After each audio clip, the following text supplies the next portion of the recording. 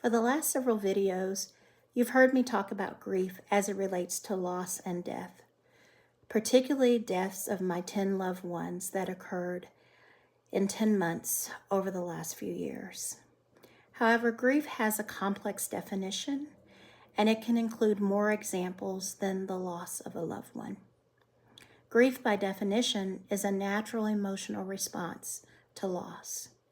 It's the process of coming to terms with the absence of someone or something that held significant meaning in your life. And while it's most associated with the death of a loved one, grief can arise from several other types of losses, such as a missed life opportunity, or a change in health, or even a failed surgery. Grief can show up with the loss of a relationship, such as the case of a divorce or a separation. It can mean the loss of a friendship. It can happen when children are separated from their parents, or parents are separated from their children, like in the case of an adoption or foster care. Grief can occur when children go off to college. You may find that the children grieve leaving their parents and their childhood home, while the parents may grieve their child leaving the childhood home and becoming an adult. Grief can happen with the loss of so many different things.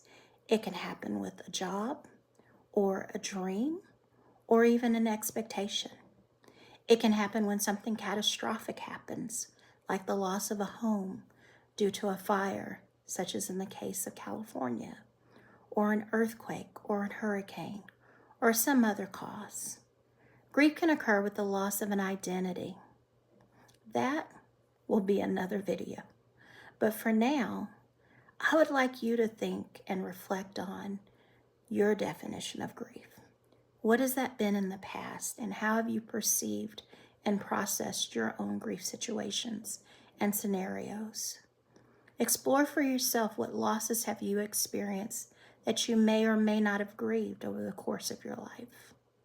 For me, I've experienced a number of the examples that I've mentioned to you before, but I haven't necessarily grieved them because honestly, I didn't initially recognize those experiences or losses as grief.